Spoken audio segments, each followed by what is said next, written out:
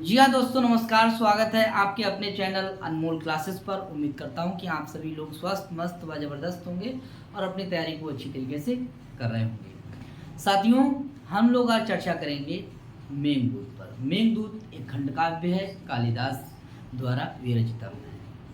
साथियों, उसमें हम लोग पूर्व मेघ पे बात करेंगे। माँ शारदे को नमन करते हुए हम अपनी क्लास को करते हैं आगाज। बने रहिएगा हमारे चैनल पर। अभी तक जिन साथियों ने चैनल को सब्सक्राइब नहीं किया है वो कृपया चैनल को सब्सक्राइब करें, लाइक करें और शेयर करें। चलिए करते हैं स्टार्ट। देखिए, यह पूर्व मेघ क्या है? पूर्व मेघ।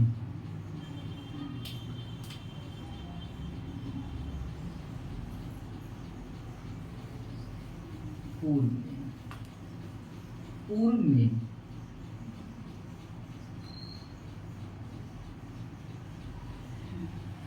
पूर्व में इसे हम मानव लोक कहते हैं। क्या कहते हैं? मानव लोक। ठीक है, एक प्रश्न आएगा, मानक नहीं है, मानव। मानव क्या है? मानव। पहला प्रश्न आता है कि पूर्व में को क्या कहते हैं? तो कहते हैं मानव लोक। क्या कहते हैं? मानव लोक। ठीक है। और ये जो पूर्व मेघ है और उत्तर मेघ दोनों में मंदाक्रांता छंद है। मंदाक्रांता छंद में 17 वर्ण होते हैं। कितने होते हैं? 17 वर्ण होते हैं। 4, 6 और 7 प्रयति होती है। ठीक है साथियों, तो करते हैं हम स्टार्ट। और देखिए, ये मंगलाचरण है। जब भी कोई काम स्टार्ट करते हैं तो सबसे पहले मंगलाचरण करते हैं। ठीक है, जिससे हमारा काम सफल हो जाए, बीच में कोई विघ्न ना आए। तो साथियों, मंगलाचरण भी 3 प्रकार का होता है। एक वस्तु निर्देशात्मक, एक नमस्कारात्मक, एक आशीर्वादात्मक। ठीक है, तो ये जो मंगलाचरण है वो वस्तु निर्देशात्मक है। सीधे सीधे बात स्टार्ट होगी, विषय वस्तु होगी शुरू। तो चलिए हम लोग जो है पहले मंदाक्रांता छंद को जो है उसके माध्यम से हम लोग इस श्लोक को पढ़ते हैं। बोलिए, कश्चित् कान्ता विरह गुरुणा स्वाधिकारात् प्रमत्ता सापेनास्तंगमित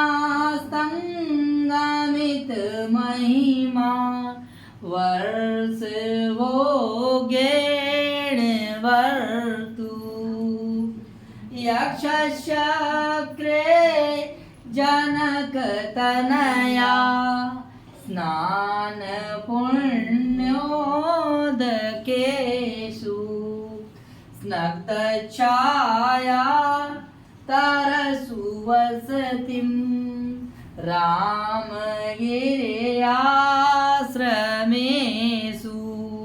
रामगिर्याश्रमेषु।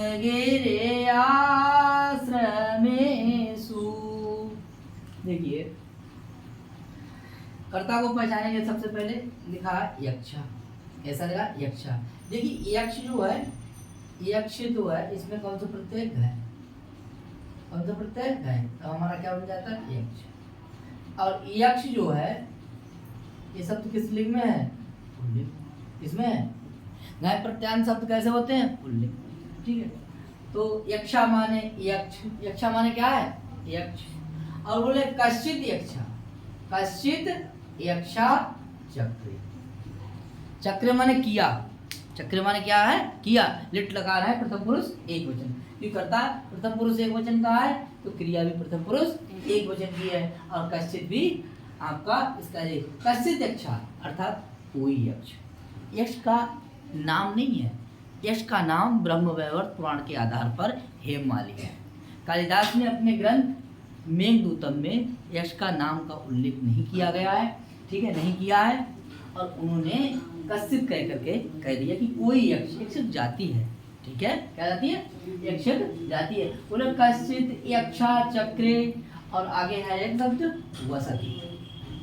अपनी वस्ती बनाई। किसी यक्ष ने अपनी वस्ती बनाई या रहता था। कोई यक्ष वस्तिम चक्रे, वस्तिम चक्रे। ठीक है, क्या है? रहता। तो बोले कि कहाँ रहता था? प्रश्न आया कि कहाँ रहता था?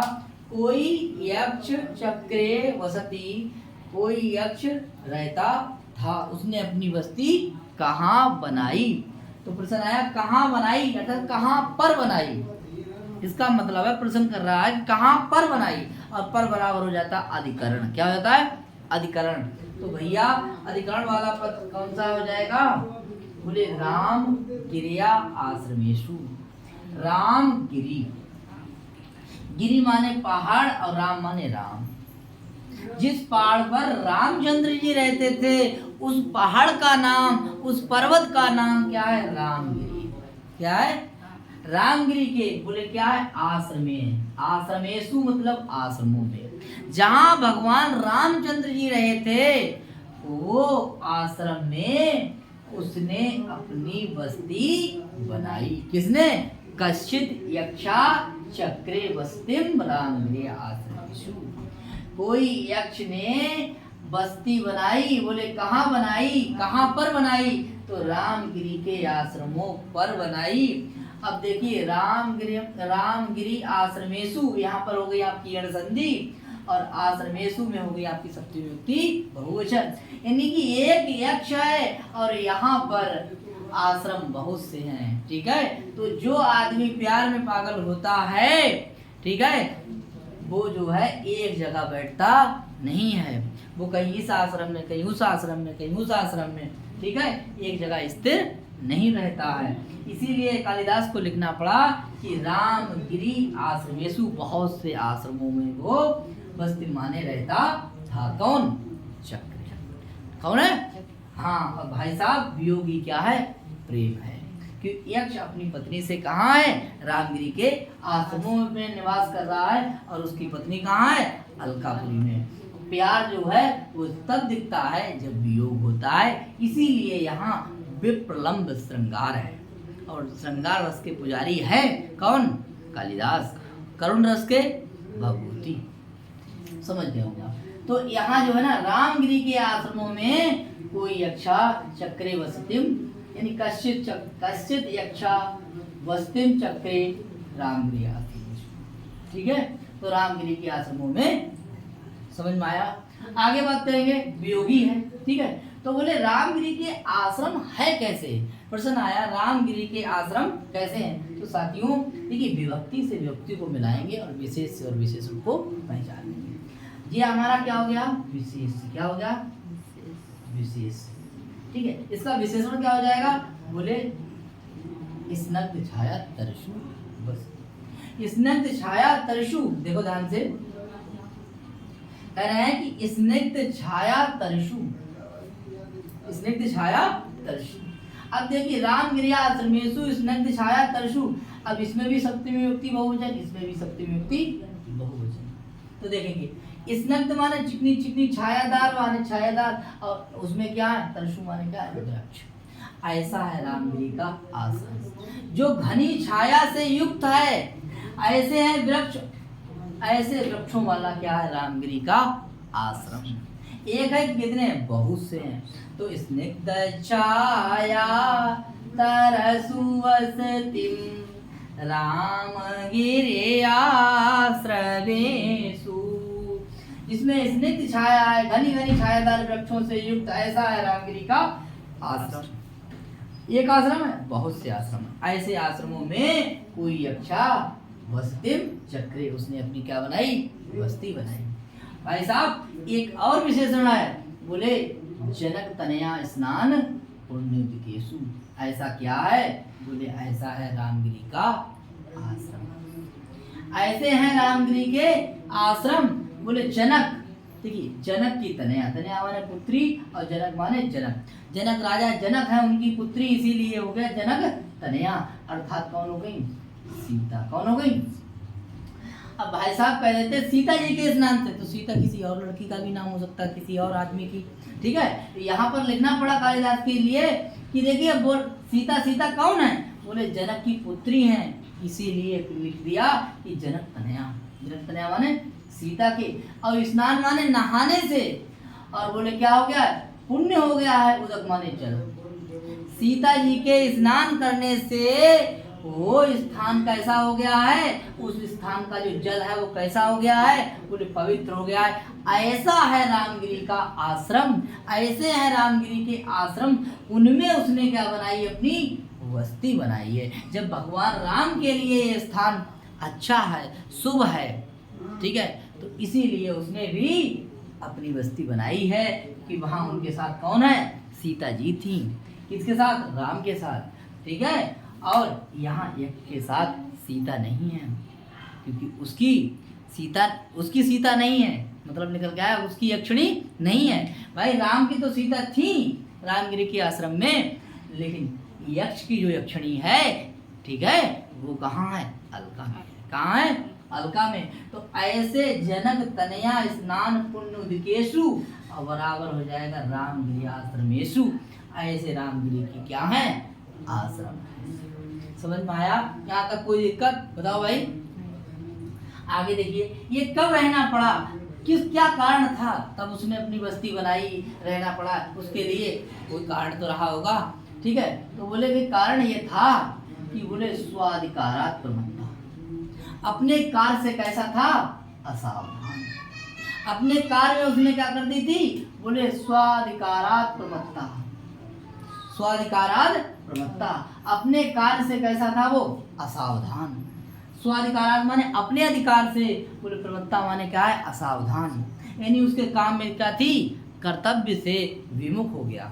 उसको कोई काम दिया गया था कुबेर के द्वारा, वो उसने नहीं कर पाया, इसीलिए उसे क्या दे दिया गया, बोले श्राप दे दिया गया। क्या दे दिया गया, श्राप। किसने श्राप दिया, तो बोले कुबेर ने दिया। किसने दिया, तो साप किसका है, बोले कुबेर के द्वारा दिया गया। तो देखिए, बोले स्वाधिकारात् प्रमत्ता, अपने कार्य से सावधान, और बोले कांता विरह गुरुणा। कांता माने वो होती है जो पहले आपकी प्रेमिका हो, ठीक है, और भार्या जो होती है पत्नी है। तो पहले थी कौन, प्रेमिका, बाद में कौन हो गई, पत्नी। ऐसी कौन है, कांता। और उसका है भाई साहब क्या, विरह। विरह माने क्या है, वियोग। और वो कैसा है, बोले गुरुणा, वो बहुत बड़ा है। ऐसा बोले कांता विरह गुरुणा, कांता के विरह से व्याकुल, कांता के विरह से व्याकुल, और करे अपने कार्य से असावधान। कौन, यक्ष। कौन है, यक्ष। और कह रहे हैं कि सापेन माने साप, सापेन माने साप से, बोले जिसकी हो गई है अस्तगमित महिमा, जिसकी आने जाने की शक्ति कैसी हो गई है, क्षीण हो गई है। अस्तंगमित महिमा, अस्तंगमित महिमा वाला कौन है, बोले यक्ष। जिसकी आने जाने की महिमा किसने मतलब जो है बंद कर दी है, बोले कुबेर ने। तो अस्तंगमित महिमा वाला कौन हो गया, यक्ष। जिसकी आने जाने की महिमा जो है वो कैसी कर दी गई है, नष्ट कर दी गई है। ऐसा, और बोले देखिए वर्ष भोगे, 1 वर्ष तक भोगे जाने वाले ऐसे, बोले सापेन माने साप से, हैं, साप मिलने के कारण जिसकी महिमा हो गई है नष्ट, वही यक्ष उसने रामगिरी के आश्रमों में अपनी बस्ती बनाई है। रामगिरी के आश्रमों में उसने अपनी बस्ती बनाई है। अच्छा, साप दिया किसने था, बोले 1 वर्ष का साप किसने दिया था, बोले किसने दिया था, वर्तु बराबर कौन है, कुबेर। कौन है, कुबेर के 1 वर्ष के श्राप, किसने 1 वर्ष का श्राप किसने दिया था, कुबेर ने। किसके लिए दिया था, यक्ष के लिए दिया था, जिससे उसकी महिमा क्या हो गई, नष्ट हो गई।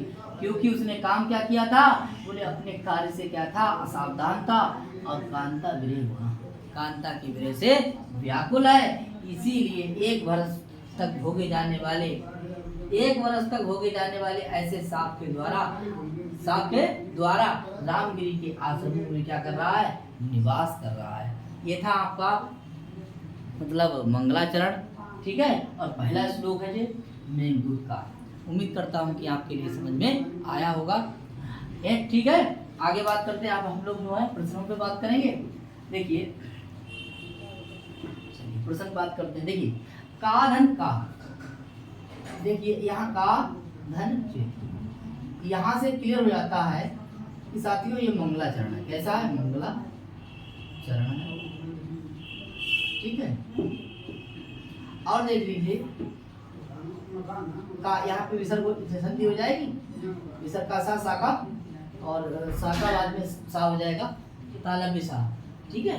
तो कश्चित यानी का 2 बार जब प्रयोग हो जाता है तो मंगलाचरण सूचित हो जाता है। अब देखिए विषय वस्तु की बात कैसी होगी, बोले कांता का विरह है, कांता का क्या है, पत्नी के विरह से व्याकुल है, ठीक है।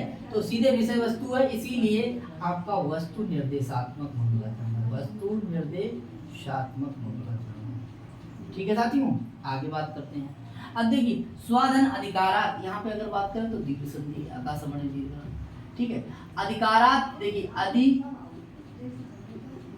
क्री और धन, ठीक है। यहाँ पर आपकी हो गई, ये आपका हो गया है अधिकार शब्द, ठीक है। अब यहाँ पंचमी विभक्ति लगेगी तो कैसे लगेगी, देखिए जुगुप्सा ग्राम प्रमाण, जुगुप्सा, ठीक, पूरा सूत्र आप समझ लेंगे, इस सूत्र से आपकी कौन सी विभक्ति होगी, पंचमी। बात करते हैं प्रमत्ता शब्द कैसे, प्रा मद, प्रा मद, और आगे आपका क्या आया, कत प्रत्यय, कत प्रत्यय, क्लियर हो गया यहाँ तक। देखिए अस्तंगमित महिमा वाला, अस्तंगमित महिमा, ठीक है। यहाँ पर महिमा शब्द जो देखिए अष्ट सिद्धि नव निधि के दाता, ठीक है साथियों। तो महिमा शब्द जो है वो महज से इमनिच प्रत्यय लगे, इमनिच, ये इंपॉर्टेंट है, परीक्षा में पूछ लिया है, ठीक है। महिमा में कौन सा प्रत्यय, इमनिच। आगे देखिए अस्तंगमित, तो यहाँ पर आपका द्वितीय तत्पुरुष समास होगा, आपने सूत्र पढ़ा होगा, द्वितीय आश्रित अतीत पतित गत अत्यस्त प्राप्त अपन्ना, इस सूत्र से आपका द्वितीय तत्पुरुष समास हो जाएगा, अस्तंगमित महिमा। और पूरा पद आ जाएगा, अस्तंगमित महिमा वाला कौन है, तो बोले यक्ष, कौन है, यक्ष। आगे बात करते हैं, बोले सापेक्ष तृतीया किससे है, तो बोले हेतु से, किससे, ठीक है। यहाँ तृतीया हो गई। एक बात करता हूँ कि भैया यहाँ पर बहुत इंपॉर्टेंट है कि वर्ष भोग्यण में द्वितीय व्यक्ति, किताब में लिखा हुआ होगा, देखिए यहाँ पर वर्षम और इधर क्या है, भोग्यण, ठीक है साथियों। इधर समझिए आप बात के लिए, देखिए वर्षम में द्वितीय है, काला धनु अत्यंत से होगा, कालवाची मार्गवाची। तो यहाँ वर्ष जो है ना आपका, ये काल माने समयवाची है, समयवाची शब्द हो या मार्गवाची शब्द हो, तो उसमें व्यक्ति कौन सी होती है, द्वितीय व्यक्ति होती है। आप लोगों ने पढ़ा होगा बाबूराम सक्सेना में, काला धनु अत्यंत संयोगी, इसमें हो गई द्वितीय। आगे देखिए भोग्यण शब्द जो कैसे बना है, भुज धातु से ऋणक प्रत्यय लगाएंगे, क्या लगाएंगे, ऋणक प्रत्यय, तो आपका क्या बन जाएगा, ठीक है। और उसके बाद में तृतीय व्यक्ति लग जाएगी तो भोग्यण बन जाएगा। अब आता है कि नाका आना करने वाला सूत्र है, तो कुमित चाह है, कुमति चाह, इस सूत्र से क्या हो जाएगा, आपका नाका आना हो जाएगा। अब देखिए भोग्यण और वर्षम, इसमें जब समास हो जाएगा, जब समास हो जाएगा तो व्यक्ति को लोप कर देंगे और बन जाएगा आपका वर्ष भोग्यण। यहाँ तक कोई दिक्कत समझ में आया होगा। आगे बात करते हैं, भर्तु में देखिए षष्ठी व्यक्ति का एक वचन है, और यहाँ पर प्रत्यय कौन सा है, तर्च प्रत्यय, कौन सा प्रत्यय है, समझ में आया। आगे देखेंगे, यहाँ पर एक प्रश्न करते हैं कि भैया देखिए यहाँ पर वस धातु से अति प्रत्यय लगाएंगे, कौन सा प्रत्यय लगाएंगे, अति, और ये कहाँ का प्रत्यय होगा, ये उनादि का प्रत्यय होगा, कहाँ का होगा, उनादि, ठीक है साथियों। आगे बात करते हैं, देखिए यहाँ पर संधि कौन सी होगी, यण संधि होगी, कौन संधि होगी। और देखिए ये जो विशेष पद है, इसके दो विशेषण हो जाएंगे, कौन कौन से, एक हो जाएगा आपका स्निग्ध छाया तरसु, और जब ये विशेषण हो जाएगा तो इसमें बहुब्रीहि समास हो जाएगा, कौन सा समास हो जाएगा, बहुब्रीहि समास हो जाएगा, बहुब्रीहि, ठीक है। ये भी विशेषण हो जाएगा, यही रामगिरिया समेशु का इस जनक तनया स्नान पुण्योतिकेशु, तो इसमें विशेषण भी है ये, ठीक है साथियों। और यहाँ पर बहुब्रीहि समास भी है, बहुब्रीहि, ठीक है साथियों। आगे बात करते हैं, देखिए चक्र जो है, चक्र में लिट लकार है, लिट लकार, प्रथम पुरुष एक, क्लियर। आगे बात करते हैं, अब देखिए एक प्रश्न और है, यहाँ कांता विरह गुणा, देखिए यहाँ पर कितने पद हैं, तो यहाँ पर एक पद, इस तरीके से ये था हमारा क्या प्रश्न थे, ठीक है। और बनने वाले प्रश्न जितने थे व्याकरण टिप्पणियां थी, ये सब आपके सामने हो गई है। ठीक है, ठीक है। तो अब क्या रह गया है, ठीक, इसके आगे हम लोग दूसरा श्लोक पढ़ेंगे।